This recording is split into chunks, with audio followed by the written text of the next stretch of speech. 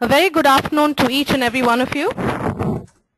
I, Kritika, on behalf of NEN and Vadvani Foundation, would like to welcome you all for this webinar and also introduce our expert, Dr. Radha Iyer. Radha Iyer is currently an associate professor with KJ Somaya Institute of Management Studies and Research in the area of entrepreneurship. Radha has a PhD from SNDT Mumbai. In the area of entrepreneurship, she has facilitated faculty development programs for NEN, Faculty of Mumbai University, and Faculty of Engineering and Pharmaceutical Colleges in Mumbai and Midcon. She is also the visiting faculty at IIM Ranchi. Her areas of teaching interest include entrepreneurship, creativity and innovation, social entrepreneurship, and new venture marketing. At this time, we would also like to inform all participants a little more about this program. The webinar that you're attending now is part of a webinar series that targets to support entrepreneurs. After this webinar, in about 4 weeks, there will be a follow-up webinar, especially for you to clarify questions on what you have learned in this webinar. We will also provide you a form that needs to be filled. And after the second follow-up webinar, shortlisted candidates will be selected for further support from faculty mentors and mentoring units as appropriate. Now, before I hand over the floor to Dr. Radha, here are a few reminders for the audience. You will all be on mute by default. You may ask a question by typing in the panel provided. We will address your questions during the question and answer session towards the end of the webinar. Over to you, Dr. Radha. Hi everyone, good afternoon. Happy to have all of you signed up for the webinar. The assumption is that I'll spend around 45 minutes to 50 minutes to discuss what I have. So I have a slide presentation which includes around 10 odd slides. So I'll run through each of these slides and then we'll take Q&A as we go along. So my assumption is that most of you who have signed up for this have an idea or have an idea and have already started up. So this is more for people who basically have the idea. And just give me a second. Why is the slides are not going? Okay, yeah, so I got that. So what we're trying to say is that once you have an idea, you have to figure out whether the idea is going to be successful or not. You basically have to figure out whether the idea, you should spend time on it and effort and resources rather than just plunging into the venture right away. So if you do an opportunity evaluation, so there's a framework which we're going to spend time with you discussing, which is called the 7-domain framework. If you do the 7-domain framework, then what happens is that it helps you understand and assess and evaluate opportunities, and it also helps you create, shape, and recognize and seize the opportunity. Normally what happens with opportunity is that you look at what you have, your domain experience. Typically you look at who you are, what you want to be doing, and who are the people who will help you to run your idea and make it successful. So having done that, then you look at whether there's an opportunity and whether you should actually spend all your effort on that. Many of you would be ideally working, or you may be students, or you may be homemakers, and spending time on a wrong idea and going a lot beyond that, and probably putting in money and starting off something, that's not something which makes good sense. So that's why the opportunity evaluation framework would help you. So what we're trying to say is that you have to figure out when an idea is an opportunity. So when do you do that? You basically look at your idea and see whether it actually adds some value to the customer or the end user. Now, very often what happens is that ideas come from maybe your engineering college project, maybe some customer pain that you saw, or some individual pain that you had. Okay, so for example, I'll tell you a story about this goodnight mat. Many of you would have used use the goodnight mat. So the goodnight mat basically came into being because the gentleman, Mr. Mohan, his child was suffering, and the mosquitoes were biting, and that's when he said that it was a personal pain, and he said, if I have this pain, many others will also have a similar pain. So he was an urban Mumbaiite and one of the suburbs in Bombay, and therefore he figured out that that idea could actually be an opportunity. Then there are many things which he did later on, but that could be one way of looking at ideas. So first you need to figure out that that your idea creates value to the customer or the end user. In entrepreneurship, you want the customer to pay. So unless you get money, it does not make sense. You have to be profitable. So unless the customer is willing to pay, you don't have a business at all. So the next point is that your idea is an opportunity when it solves a significant problem or meeting a significant want or need. Also, so it is a little repetition of the first one. The next thing we are saying is that there has to be a robust market. You can't have very few people buying into your idea. Then you will not be successful. And so there has to be a robust market. People must want to buy your product or service. And there should be a margin that will create substantial value to the potential stakeholders. So there has to be some value that has to be created by your idea. So my life becomes better, smarter, quicker, faster, those kind of things. So so the example of, let's say, bookmyshow.com. So Book My Show is basically a website where you can order your tickets online, movie tickets online. So is there a robust market? How many people are actually going to the movies? So that is your market. And then does it create substantial value to the potential stakeholders? Yes, it does. I'm sitting in my room and I just go online and buy my tickets. So that it does create substantial value, right? The next is that, is it a good fit between the founders and management team and marketplace along with attractive risk-reward balance? So what we mean by this is that when you as a founder start a business, there should be an attractive market, and also there should be a risk-reward balance. Very often what happens is that entrepreneurs feel that they are really pushed into a corner. You don't want that. You also have to make money, and there has to be, you take a risk as an entrepreneur. Entrepreneurship is all about risk and uncertainty. So you take a risk, but then there has to be some kind of reward that you get back. So is that reward really worth your while? Is it something that you want to pursue? So all of that is what you need to understand when you're looking at creating an opportunity from an idea. Okay. Now, to help understand this, there's a gentleman called Professor John Mullins. John is basically from London Business School, and we attended a lot of training programs through NEN where John was the faculty and the facilitator. So he has written a nice book. It's called New Business Road Test. So the 7-domain framework that I'm going to spend time with you discussing is from his textbook, which is called New Business Road Test. So it's a simple analogy. So what it says is that when you buy a car, you typically will take it for a trial run or a test drive and see whether it makes sense, whether it fits your pocket, how comfortable it is, etc., etc., the mileage, the fuel efficiency, and so on and so forth. Similarly, when you're looking at actually plunging from an idea to starting a business, you should take your idea through a road test. So that's why the analogy of a new business road test. Okay. I hope I'm okay so far. I'll move to the next slide to get into specifics. So what he says is that earlier there was nobody, I'm sure many of us have parents, siblings as entrepreneurs. Now, did they have knowledge about the 7 domains? Obviously not. But somewhere in the back of their mind, they must have looked at all of this. Whereas right now, for you, because we are where we are in today's day and time, there is a scientific methodology, there is an objective methodology to understand whether your idea can become an opportunity.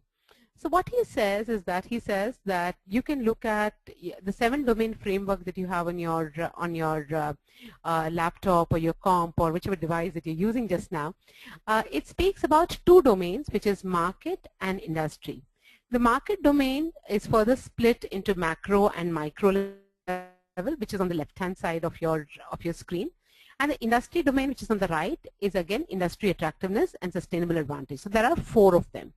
And middle is your team domain. So largely it is market, industry, and team. Then there's a further split. So I don't want to, lots of this may seem like jargon. So what I'm going to try and do over the next few slides is try and get you to understand this through maybe a couple of examples. I'm going to be using some examples which are Indian, some which are international examples. So let's take it one at a time. So see, there is his first 2 dimensions are market and industry. So there is an overlap between this. Very often, we use words like sector, we use words like area, instead of industry. So he makes a clear distinction, and in the 7 domain, he describes very clearly what is a market, what is an industry, and therefore, if you clarify this thought and you know this for your business or your idea, you'd be far more ready to understand whether you should actually plunge into this business or not. So let's look at the first one, which is market domain macro level. So what do we understand by market domain macro level? Here we're trying to see, you should know whether, when you start this, when you start thinking of your idea, is that what is the size of the business? Are you going to be really huge, or are you going to be a small lifestyle business, or do you want to be a niche business? So what do you mean by huge businesses? So if I were to look at Kishore Biyani, and did he envisage that he's going to be a real huge business? One doesn't know. I haven't read enough about him, but those are examples of huge businesses. Okay, a small lifestyle business is your neighborhood coffee shop, which is small. Your small medium enterprises, family managed businesses, which don't go beyond a certain size, a certain turnover. So those are your examples of lifestyle businesses. As an entrepreneur, we need to understand, what are our aspirations? What is it that we would like our business to be? So I have friends of mine, when they were starting up, and they would say that, I want to sell this to, they had a children e-commerce company. So they would say that, we would sell this to Disney, we'll sell this to Disney. So that is when you think, your aspirations are for that you want to have a very huge business. A lifestyle business is, a mom and pop store, maybe something small.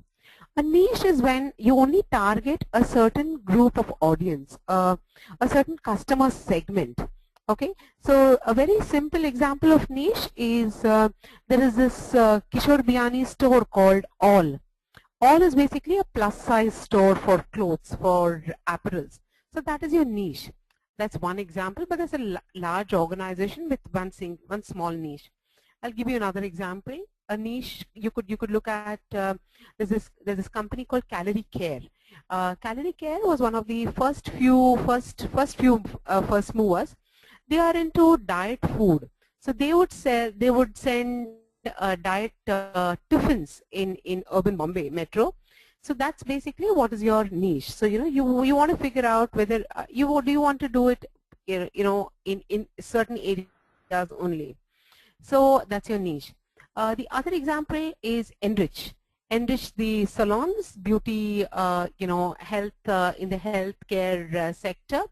So, or wellness, more wellness than healthcare. So that is a niche. They are saying that we will only do salons. We will not move to spas right now. That's not what we want to diversify into. Though they are huge, they are 54 stores, but they are still niche in that, or they only want to work in that area. Okay. The next thing, so if you could spend a minute or two for yourself reflecting on what should be the size of your business, that would be helpful. The next is the size of the business will determine the rest of the things that follow. So we're looking at size of the market. You know, what is the number of customers that are there in this area? So where do you get that data from? As an entrepreneur, you're young, you have no clue, right? So where do you get that data from? Number of customers, what is the aggregate money spent, number of units bought annually. So let me, you know, drive that with an example of Redbus. So, you know, Redbus, if you know the story of Redbus, many of you will know. Let me just spend a minute, doing a quick recollection. So Redbus is an online ticketing venture, which is only for buses. So, so the thing is, and they've started with Bangalore, right? So they would have looked at how many people are moving out of Bangalore, so Bangalore IT city, what is the migrant population, how often do they go, and how, so aggregate money spent. Do I go once a year? Do I go twice a year from Bangalore to Hyderabad or from Bangalore to Chennai?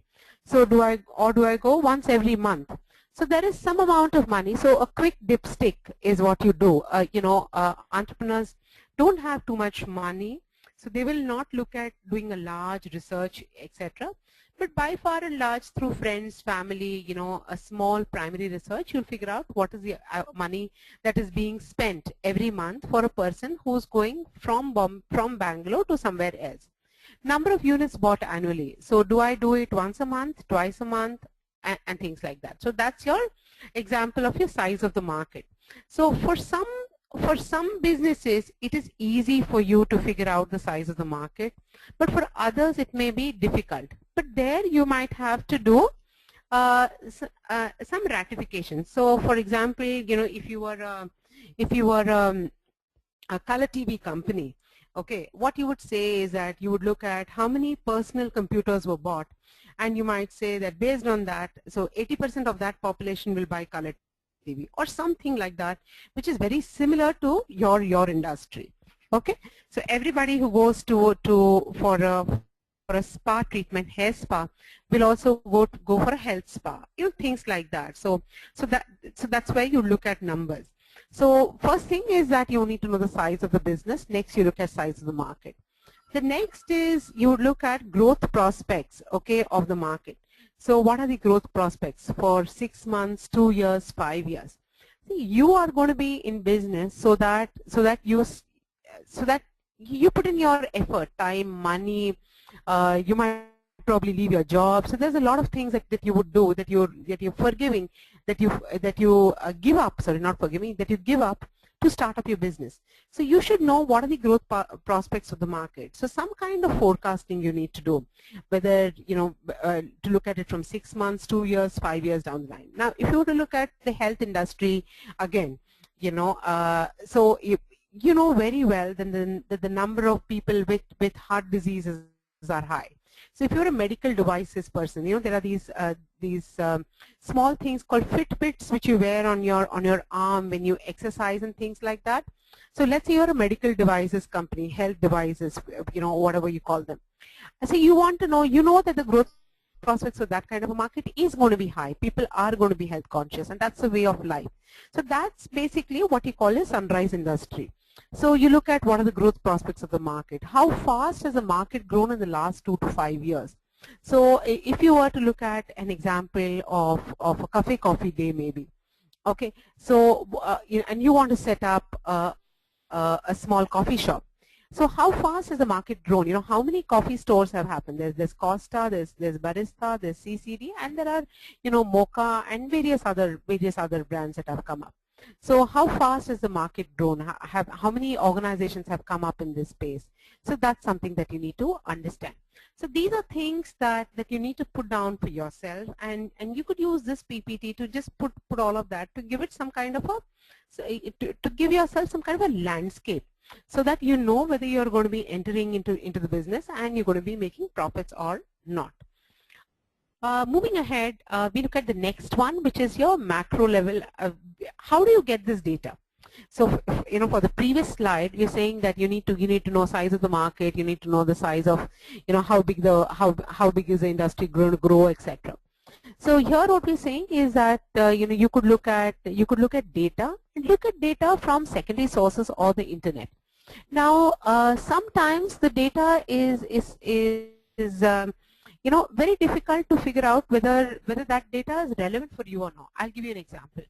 So one of the people who I know was looking at creating what do you call okay, let me reframe this.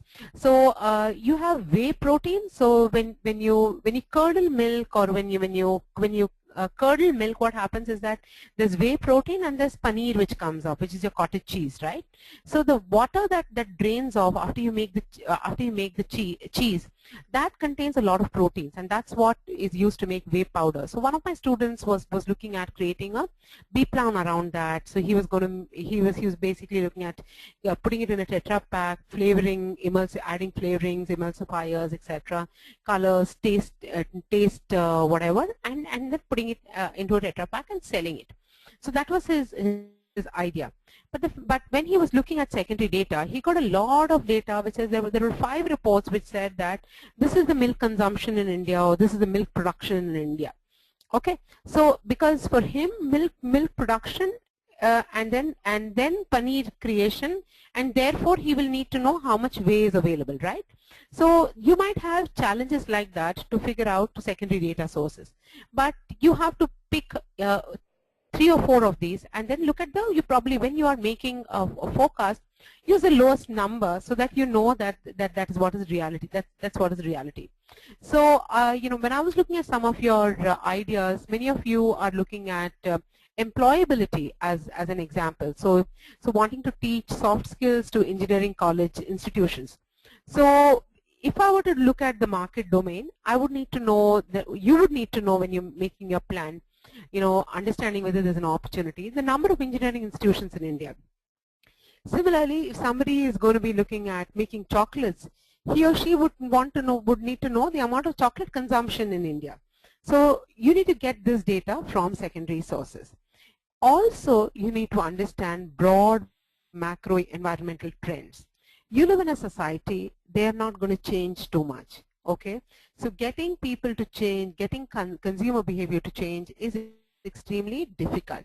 So you need to understand what is the demographic, what are the social, cultural, what is the economic, technological, and natural things that are going around in the economy per se.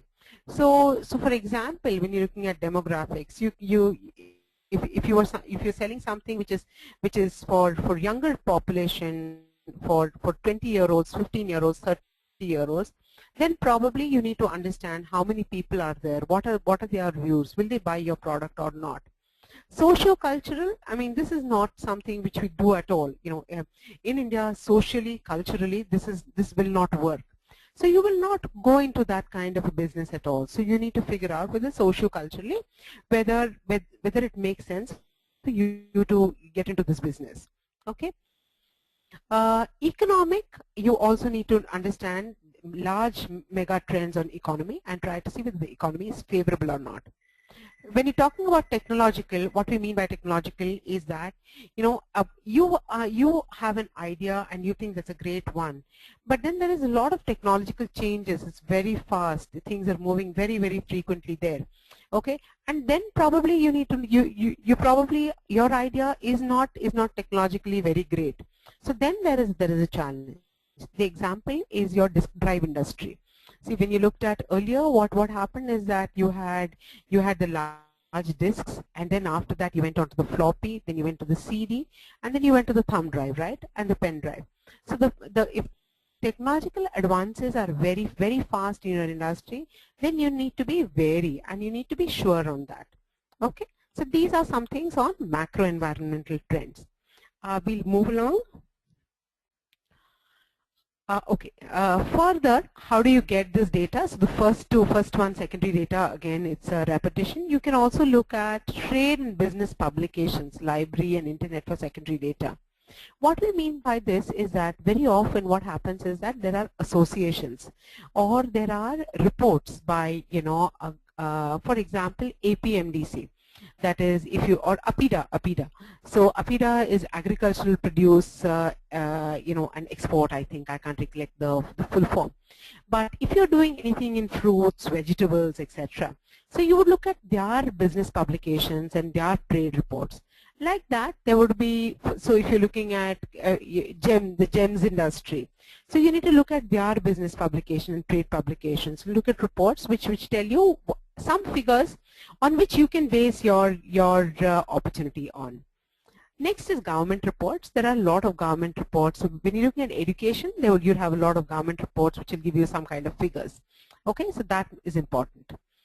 Then when you move to the next part, what I have mentioned here is that you also would get some data from primary sources like interviews, observations, focus groups, surveys, market experiments, etc.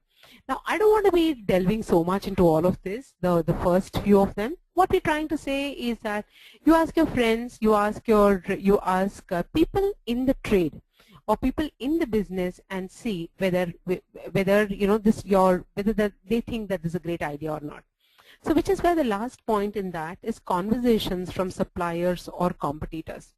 Okay, so you need to understand that you will have, when you run a business, there might be vendors, there might be people who are going to be work with your employees. So you need to talk to some of them to try and just authenticate your idea. Okay, and largely you need to interpret all this. So you have all this information that you pick up from various sources. You put them together and think whether does this make sense for me? Is this something that is there an opportunity for in this area for my business, for this idea of mine? Okay. Moving ahead, we are saying that the next thing is basically what is known as what we look at the industry and the macro level. Now, this is for people who are not an MBA student. This may seem like jargon, but I'm going to be talking about it from a very, very layman perspective.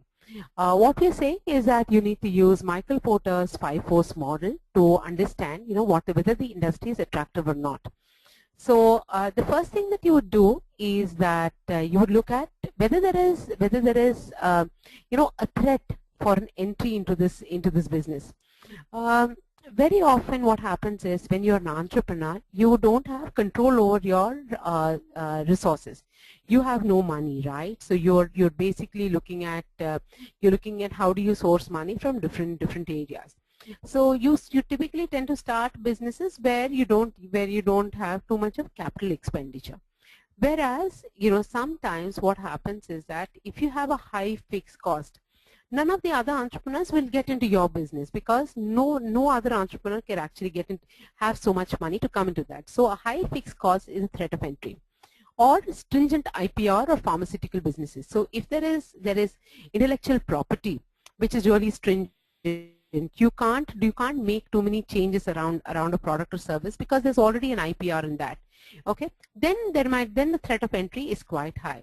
The other example is your pharmaceutical business. So John Mullen's textbook talks about a product by I can't recollect the name of the organization. It's a product called Zantac. Zantac is an antacid, and how they create an IPR, and the IPR is typically for 12 years. But after 12 years, they do very good business, they make a lot of money, and they're very profitable in that sense there. But after 12 years, any other company can also make something which is like Zantac and put it up in the market. So knowing that, what this company did was they looked at Zantac, and then they did another milder version of Zantac. 12 years, there was, people knew about Zantac. They understood that there is a brand around that. So 12 years, if I'm bombarded with Zantac and I'm also using it, I know the name. So if a milder version comes, I will still go and buy that product, then some other product. So that is your example of threat of entry. The next is buyer power. Very often what happens is that you might start a business which is a B2B business or a B2C business. In B2B businesses, sometimes the buyers may have higher power. What do we mean by buyer power? By buyer power, we mean that the buyer dictates prices to you. The buyer will dictate terms to you. So one of the reasons why, as an entrepreneur, when you start off, very often what happens is that entrepreneurs tend to give price discounts. So they will be cheaper, or they will be far more economical compared to other competitors. So therefore the buyer pushes you, and therefore you provide a discount. But then that discount may not be something that you are able to sustain throughout. So you need to understand who has the power. Does the buyer have the power, or does the supplier have the power? So you need to understand for your business what is the power that the buyer has. The next is the supplier power. What do we mean by supplier power? So I put an example there which is about Alatrin. Sometimes what happens is that you are dependent on only one supplier for your product or service which you want to get into. And if that is the case, then automatically what happens, the supplier power is high. The example is, again, this Goodnight Mat case that I was, Goodnight Mat example, where, you know, Alatrin is a raw material which is used in mosquito repellents. And that is something that Goodnight as an organization, Transelectra as an organization basically, would import. And so if that import stopped, then there's nothing, you know, then there's no product, and there's no Goodnight Mat. So the point is that, and what this company Sumitomo did at that point in time, it said to Transelectra, I will give it to you and I will give it to others also. So the fact is that then obviously there are going to be more competition. So the supplier power, you know, is an important aspect to understand for your business. The next point is substitutes. See, there are n number of substitutes for your product or service. Okay, very often naive entrepreneurs, what they would say is that there is no substitute. I don't have any competition, etc. Okay, so substitutes means that instead of your product or service, what else can I use? Simple example which works best, very beautifully written in the book, is about, you know, when you're hungry, what do? You either carry your tiffin. Let's say I'm talking about a working population. Somebody goes to office. Okay, you carry your tiffin from home. There's a canteen downstairs where you go and pick up your food when you want to have lunch.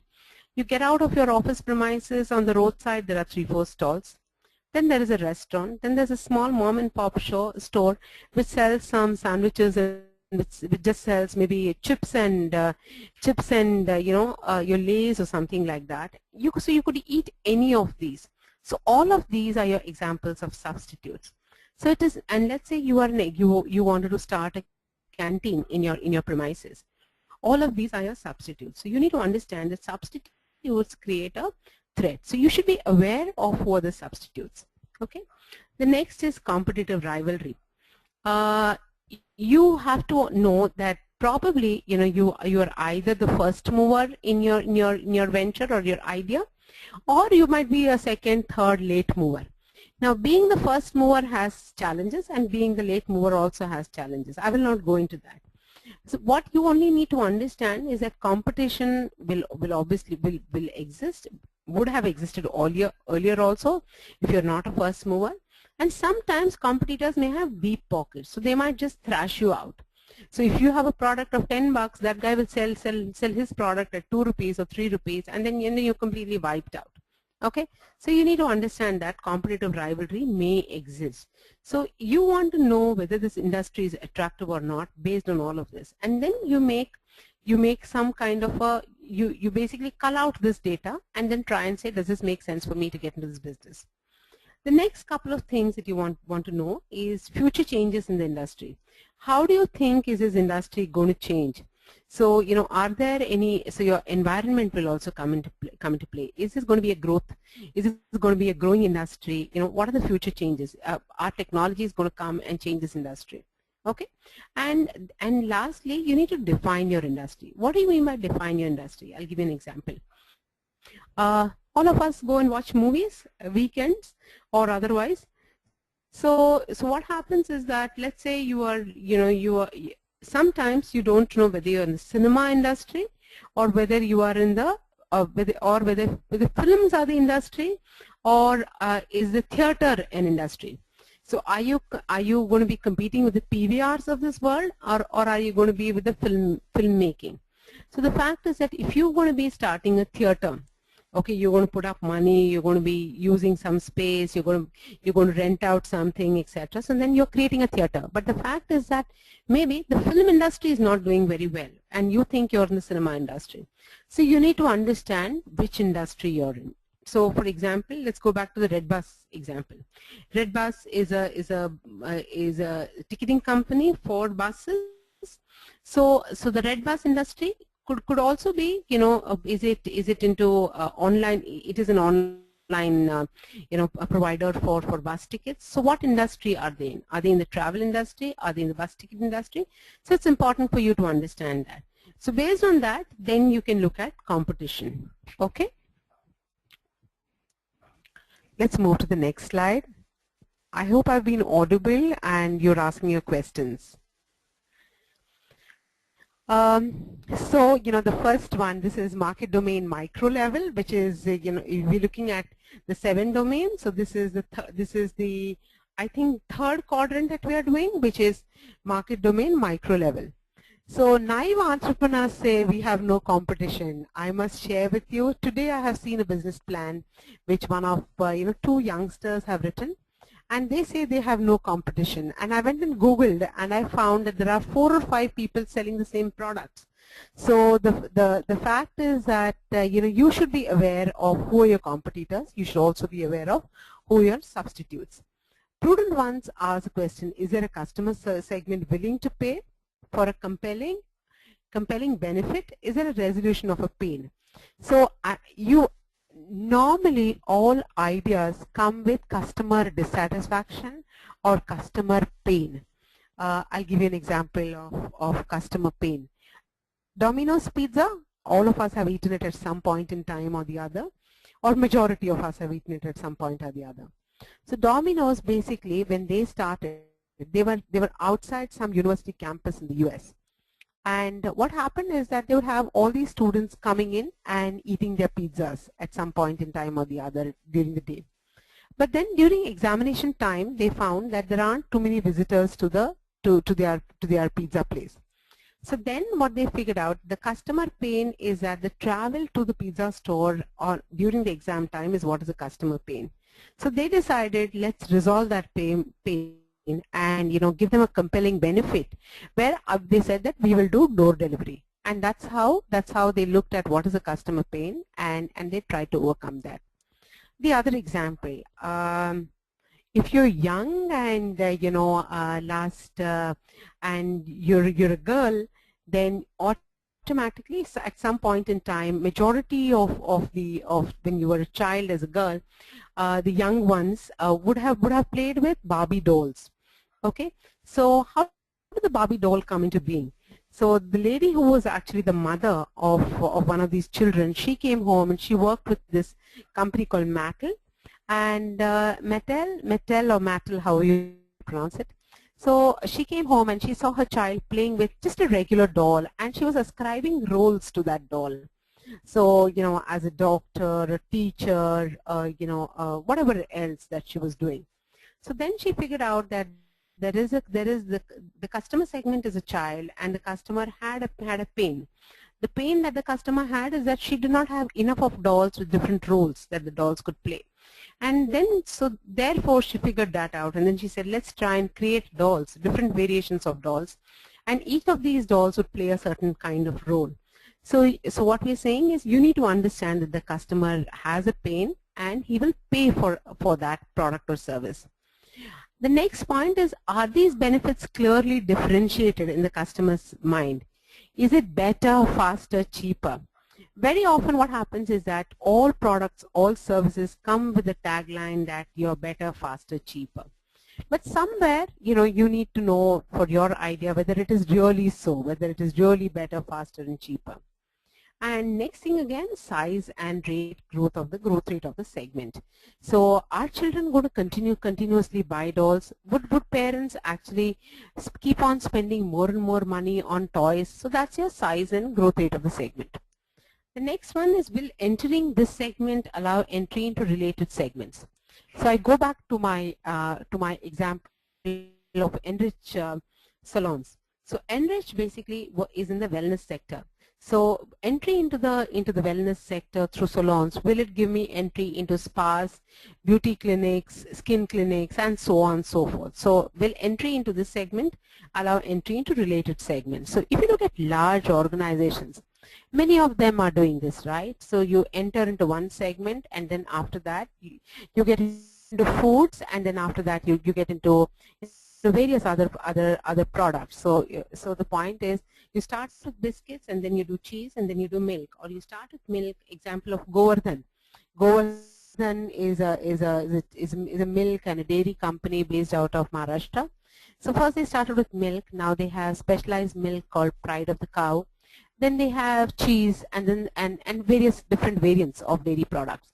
So will this entry into this segment allow entry into related segments? Okay.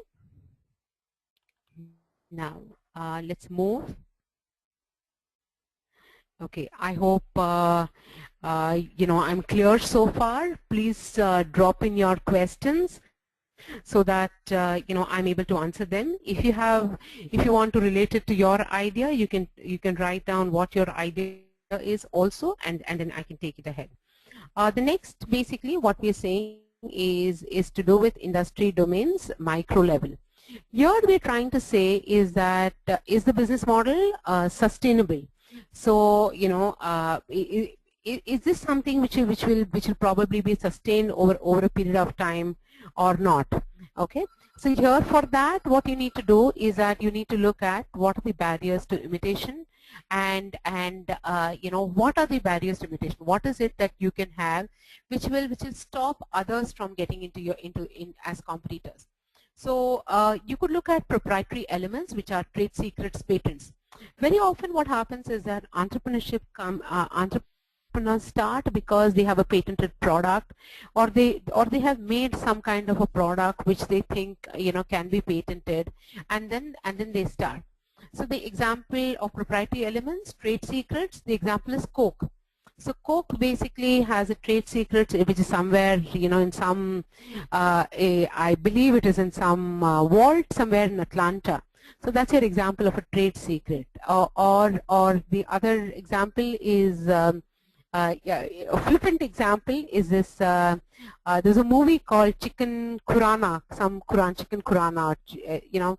So the guy knows how to make that chicken, and that's a trade secret. So the point is that what are your proprietary elements, what are the trade secrets, so do you have a patent? The next is your organizational capabilities. So, or it could also be a brand. Okay, now entrepreneurs don't take a long time to create a brand. So it's difficult for entrepreneurs to have a brand. If you have a brand, then that obviously is a barrier to imitation. So having said that, that's a little difficult. So let's move to organization capabilities. So the next point is the organization capabilities. What is it that you do different, which is basically, or your venture does different, which is why, you know, your capabilities are better. Okay, so that is what you need to understand. So your example of your organizational capabilities is an example of this company called Nokia. Many of us would have had Nokia phones at some point in time or the other.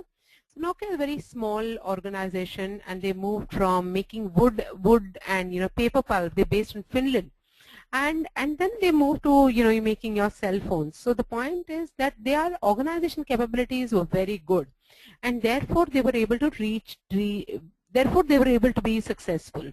Okay, so this is 10 years, 5-10 years ago, before Apple came into being, but nevertheless they had good organizational capabilities. The next point to this micro level has to do with your investment. When we look at opportunity evaluation, you also have to understand the financial aspect. So you want to know whether it is an economically viable business model. So you have to assess risk. So you need to figure out, you know, what is the revenue with respect to investment. So you know, what is the investment that you're making, and what is the revenue, and when will your break even be? How much is it that you're going to make, and how much money will you have to put in year 1, year 2, year 3, and then probably you have break even. Very often what happens is that entrepreneurs, or, you know, young entrepreneurs, you know, they say that we will break even in 6 months, we will break even in 3 months.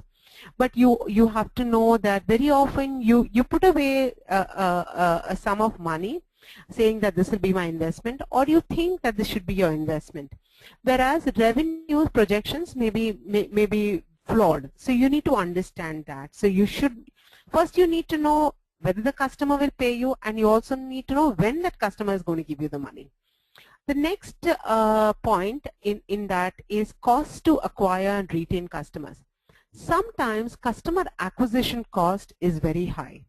Okay, so for example, I'll give an example of somebody who I knew, who started a coaching class to teach financial subjects. Okay, so what he did was he just put up a store, and he ran a class. He had faculty, and when he was looking at customers, he sent these pamphlets, brochures, small, in the newspaper to various institutions, colleges, stood outside the college and gave it to people, etc. So first lot batch came, second lot batch came, 20 students, 30 students. Okay, but after that he was not able to go back to the same community because there was only one course or two courses that he had. Okay, so your cost to acquire customers was high for him. Instead, if he had tied up with a couple of institutions, and his model became business to business instead of business to consumer, then the customer acquisition cost could have been low. So you need to understand what is the cost to acquire customers and what is the cost to retain customers. Customer retention becomes a challenge when you're an entrepreneur, because entrepreneurs typically have very small number of people. Employee strength is small. So retaining them also costs you money. So what is it that, whether it's a loyalty program, whether it's a reward, what do you do to retain customers? Okay. Next is contribution margins and their adequacy. So what is a contribution margin? How much money are you going to make, and is it going to be adequate for you for the next couple of years, or the next 2-3 years that you think that your business is going to be looking at? Last point on that is operating cash cycle characteristics. See, very often what happens is that entrepreneurs put up money, or they bootstrap, as you call it, where they put in their own money, or they put in money from friends, family and fools, as they're called, the 3 Fs. So what happens is that they start up like that, so they bootstrap, and then after that they run the business. While running the business, what happens is that you have an operating cash cycle, right? So you have to buy products, you have to sell products, or you have to buy raw material, you have to convert them, and then there is your operating cash cycle, which takes. So the point is that when you're looking at working capital management, you need to know that you are right, and your working capital management is positive. If your working capital management is positive and you do well in that, then automatically you don't need to raise funds from somewhere outside. You can probably be cash positive as you go along. So you have to figure that out. So the example is that sometimes the example here I'd like to share is about this company called eBay. Many of you know eBay. So eBay basically had, what it did was, when somebody listed a product for sale, there was some money that he had to pay, and then there was a commission. So once a sale happened, then there was a commission. eBay did not buy the product, did not store the product, so they did not need to have a warehousing, nothing.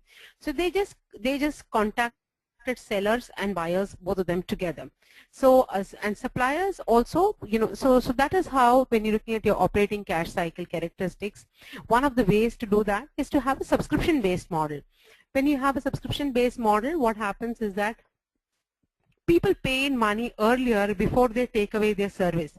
So if you're looking at gymnasiums, many of us would have paid for our gymnasium for a year long, or a health club for a year long use, sorry. And then what you do is that you hardly use it, okay? So but then the money has gone upfront. So that is your example of positive operation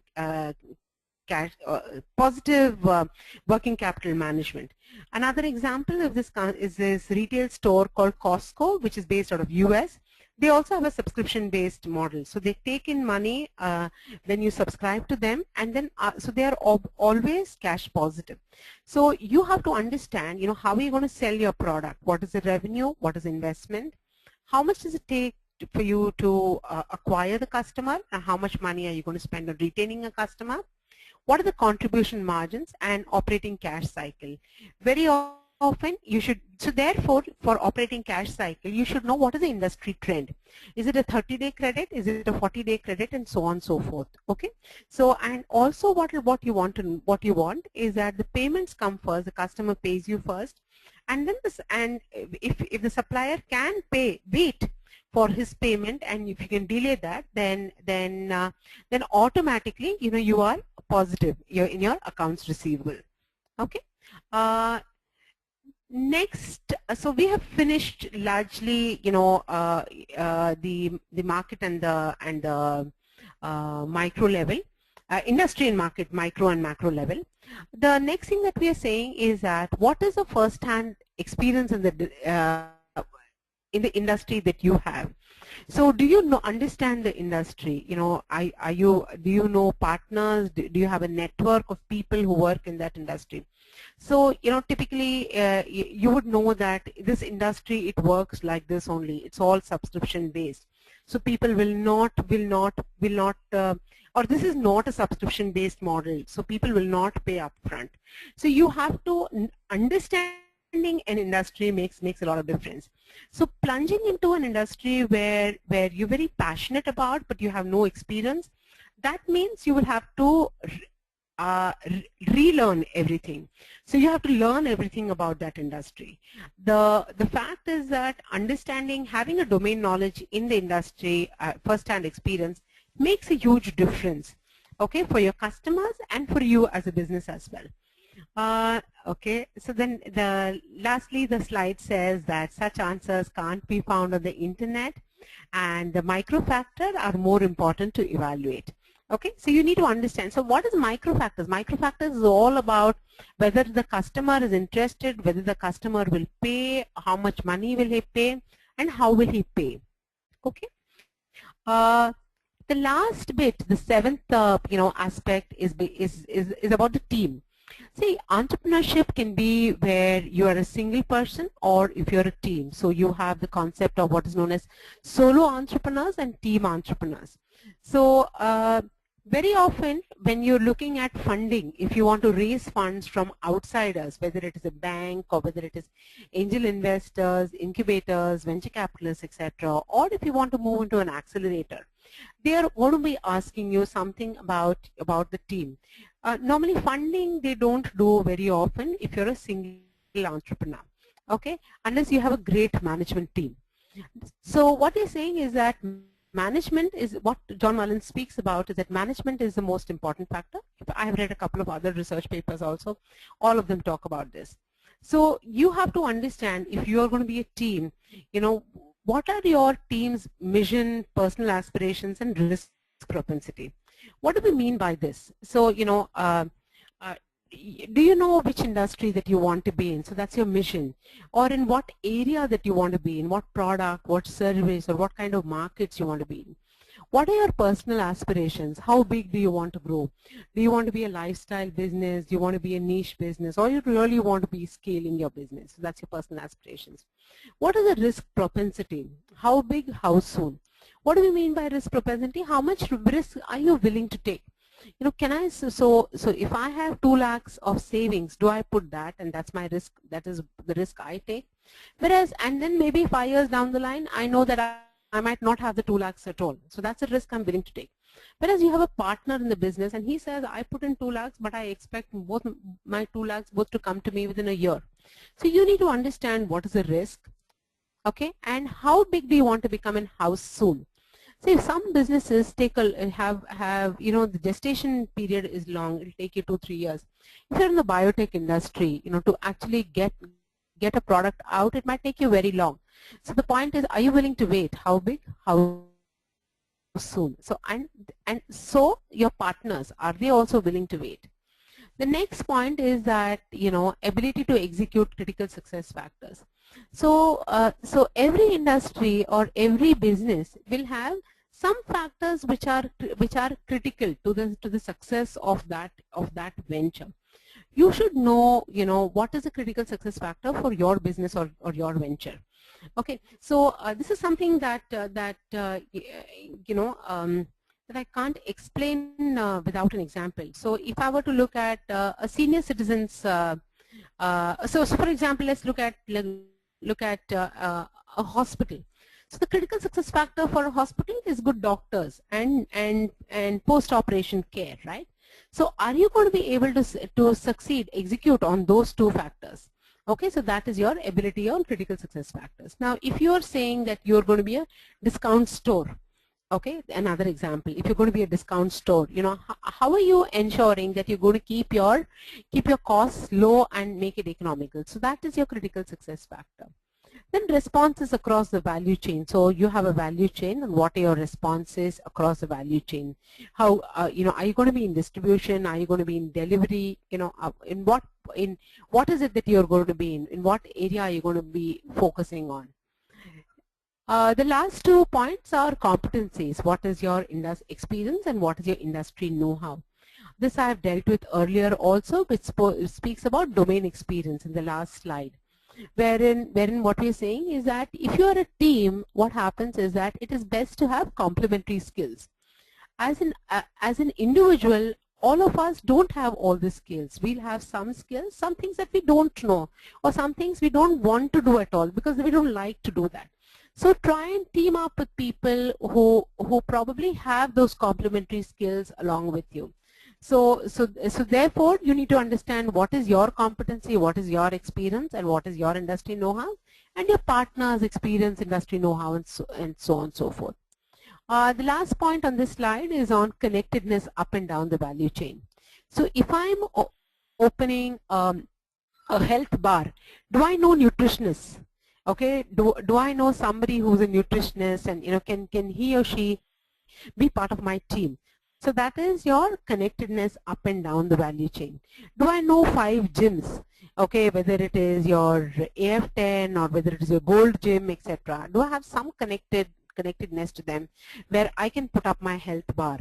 So that is, you know, connectedness up the chain and lower down the chain. So people, you know, suppliers, vendors, employees are lower down the chain. Up the chain are your customers. So you know, what is the connectedness that you have there? If you don't have that, you should build that, is what it says here. And so there are a lot of benefits if you assess this, assess the team on these 3 or 4 parameters which are mentioned above on the slide. So I'll move to the next slide. So we finished with the 7 domain framework. Now what we're trying to say is that this is not additive. Okay, you can't add the features of all these 7 domains and say that it is a great idea, not great idea. Okay, so what we are saying is that, you know, you need to figure out why won't this work. Find the major flaw that cannot be resolved. If you find a major flaw and you think it cannot be resolved, then you will abandon that opportunity. You don't want to be spending more time and effort on that. If not, what do you do? You could have 2 outcomes. Best case is that resource providers identify the flaws and refuse you the resources needed. So what happens is that you go to an angel investor, or you go to a venture capitalist, or you go to the incubator. They find flaws in your opportunity, and then they say, I will not give you any money. Worst case is that you get the money from them and then you start the business, and then you discover the flaws later. So the point is that you should not be in the worst case scenario. So it is better to find out what the flaws, see whether it can be resolved. If it cannot be resolved, we need to abandon the opportunity. We look at something else which is new. Okay, entrepreneurship is all about ideas. And then what we are saying is some of these flaws can be shaped and developed. So very often what happens is the business model may be wrong, the customer profiling may be wrong, or maybe you're looking at the wrong customers. So you try and fix that. So different target market can be chosen, offering can be adapted. So you can do some tweaking, some changes, and therefore and that's how you could start the business. Opportunity can be pursued at a different level in the value chain. Additional individuals can be found. So what happens is that sometimes as a team, you don't have the right set of skills. I'm looking at the last point. Additional individuals can be found. You don't have people you don't have the team which is really good. So you can find others. So the example is this company called Oravel, O-R-A-V-E-L. So this is a bed and breakfast. So it's not bed and breakfast. It's basically like your guest houses. Okay, so what happens is like you have a room which you can give away, and so that is part of the inventory of Oracle. So there, the entrepreneur was very young, so he didn't have a team. So they found the business accelerator found a team which is basically the guy who came in along with the entrepreneur came in with an operations experience, came in from the industry, and therefore so that's how the accelerators help. So you will find additional individuals. So these are things that can be done. Okay, let's move on. So in short, I think I'm in the last but one slide of my presentation. What we're saying is that superior opportunity has a quality of being attractive, durable, timely. Oh my God. Okay, now you need to take a breath. And is anchored in product or service which creates or add values for its buyers or end users, usually by solving painful or serious problems. So opportunities, it's a repetition here again. Opportunities always start with customers and marketplace wants. So when you're looking at an idea, you need to be sure that the customer will buy the product, and he will actually use the product, and he will pay you for the product. So it's important for you to understand that. Okay, and so what most startups need to understand is that markets and industries are not the same. Macro and micro level considerations are necessary. And lastly, the entrepreneurial teams. You can't find entrepreneurial teams on the resumes, okay, or in assessing the entrepreneurial characters. You can't do a personality test or a psychometric test. You have to work with the other person. There has to be some kind of discussion. There has to be some discussion around that, and then after that, you will figure out whether it makes sense or no, for startups. Okay. So I think I'm done, and this is my last slide. I hope it's been helpful to you. So if there are any question answers, I'm open for discussion. Thank you so much for being a patient audience. Thank you very much, Radha, for that interesting and engaging session. I will voice out a few questions from the audience so that you'll be able to take them one by one. Sure. Mr. Shreyansh Jain asks, what does bootstrapping mean? What does bootstrapping mean? Bootstrapping, yes. Bootstrapping means where an entrepreneur puts his own money to start his business. Okay. You got it? An entrepreneur funds his own business. All right. Thanks, Radha. Okay. We have a few questions from Mr. Tunir Saha. So he says, since funding is always Can you be a little loud? I can't hear you. Sure. There's a few questions from Mr. There's a few questions from Mr. Sunir Shaha, and he says that since funding is always a problem, is it okay or is it a bad idea to indulge in multiple businesses, even if they're correlated? Yeah, so in India, you would have a lot of examples of having multiple businesses where entrepreneurs do multiple businesses. But having said that, when you're looking at funding, funders or your angel investors, incubators, etc., they would prefer that you focus on one business only. So that's one point I'd like to say here. The other thing that I'd like to say is that if you are looking at multiple businesses, then if you have a good management team, if you have a good next round of managers who will manage your business for you, then it makes sense to be in multiple businesses. I hope that answers the question. Thank you, Radha. Hello? Yeah. Thank you, Radha. Yeah. Thank you for that. Mr. Gopalnath asks this, what should an entrepreneur do to get funds? So the point is that unless you put in some amount of money by yourself and you pilot a project, pilot your idea, only then can you go for funding. because most ideas don't get funded. Most pilots or early stage ventures do get funded in India. So the ecosystem has a lot of, the Indian ecosystem for entrepreneurship now has a lot of avenues. So you could look at, pitching your idea to accelerators, pitching your ideas to angel investors. So those are the first steps.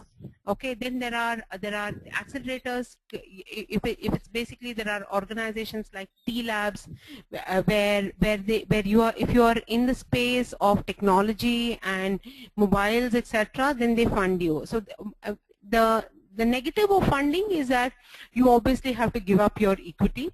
So you need to know when you want to raise funds from the market.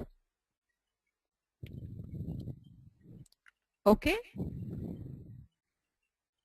Thanks for that. Yeah, can I have your next question, Kritika? Yeah, thanks for that, Radha. Mr. Mahesh Chandani says that he's an author who's writing a book on achieving a dream. So his question is, will my competition be publishers publishing books of similar kind, or will my competition be a particular author who has already written some books related to this subject many years ago? Yeah, so there could be both, no? There are n number of people publishing, right? So I'm sure there are some of them already in the space which are available. So when you talk about, when in entrepreneurship, when you talk about mission, the team and the delivery, so that is about entrepreneurial dreams. So what is it that you are dreaming? So there would be, and then in this case there might be many substitutes also. So it may not be pure competition, it could be substitutes, it could be blogs, it could be websites, it could be various other things which also have similar content. I hope that answers, Mahesh. Thank you, Radha. There's another question from Mr. Kashish. He says, hi ma'am, I want to ask you how to involve students in voluntary activities in social entrepreneurial projects. So there are various methods of doing that. One of the easiest is if you are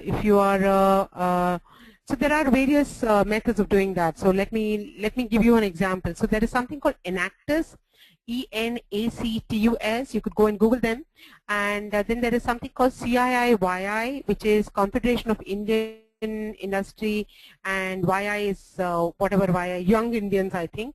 Okay, so these are two organizations which involve a lot of students in student entrepreneurial projects. Then there is IDEX, IDEX Fellows. They do some social entrepreneurship. So there are people, there are a lot of ways to do that. You can have a campus ambassador for something like this, and you just have to go to an institution, and institutions also have mandates where they are looking at community and social entrepreneurship. So institutions will welcome this, certainly.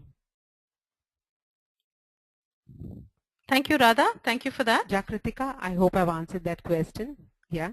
Absolutely. I think we'll take the last few questions, Radha. It's sure. Yeah. Mr. Nuthan Verma asks, what's the difference between an accelerator and incubator? So accelerators are earlier than incubators. So accelerators help you redo your business, recreate your business model, your business plan. So they don't actually give you money per se.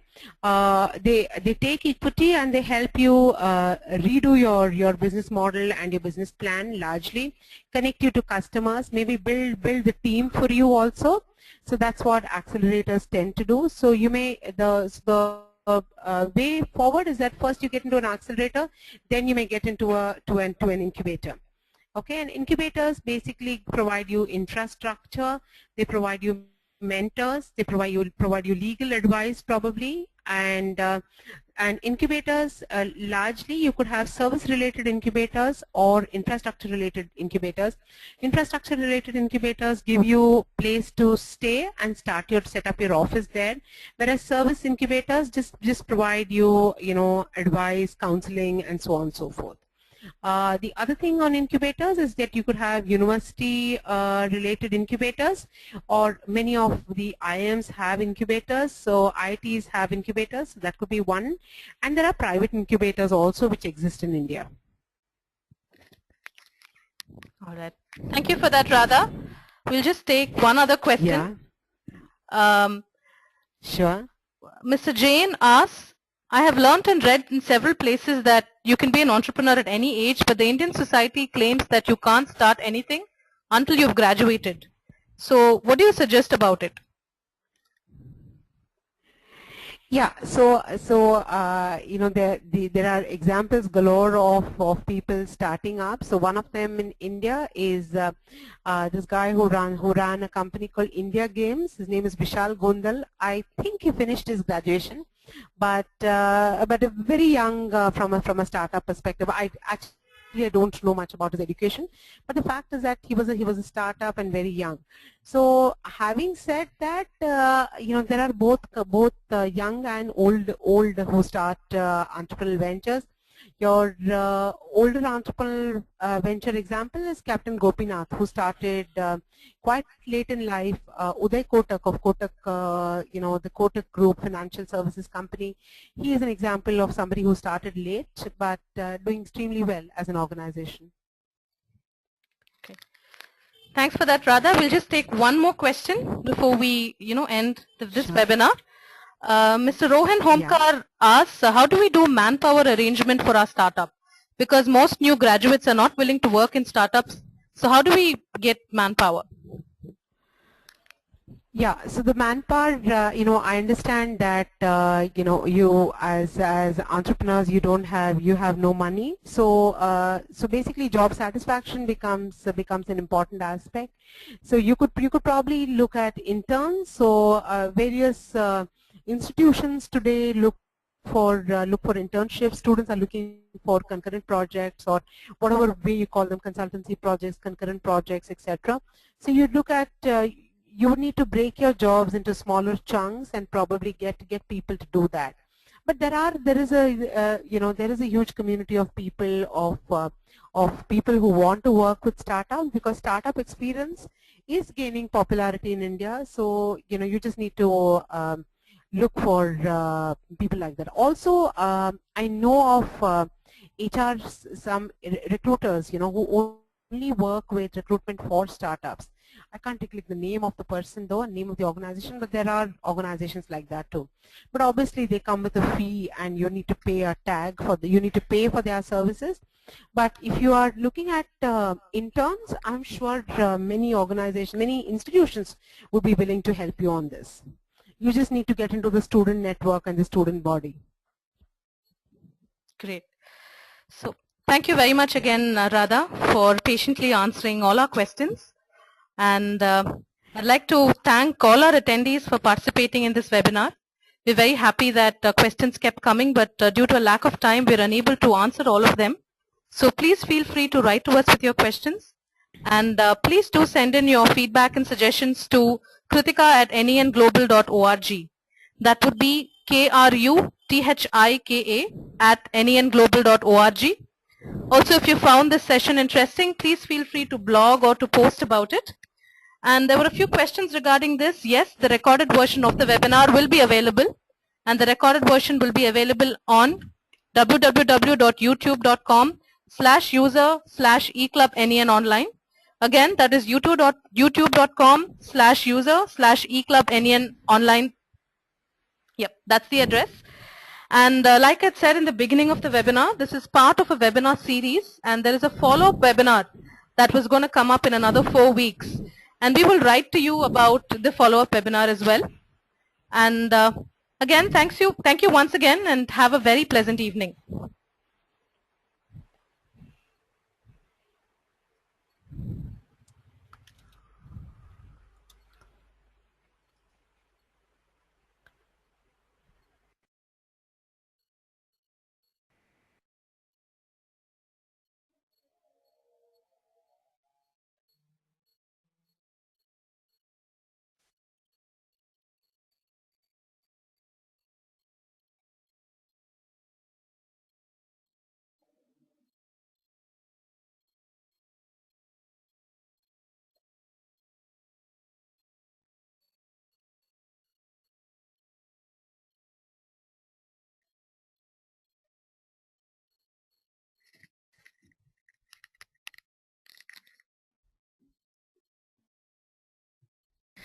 Hi, Kritika. Hello. Kritika, can you hear me? Hello? Hello, Meenakshi? Hi, Kritika. Oh, hi. Yeah, Kritika, can you hear me? Yes, I can hear Yeah, you. it was a really nice session, Kritika. Oh, great. I'm relieved. So you clicked on the start recording, right? Yeah, I have to, one second.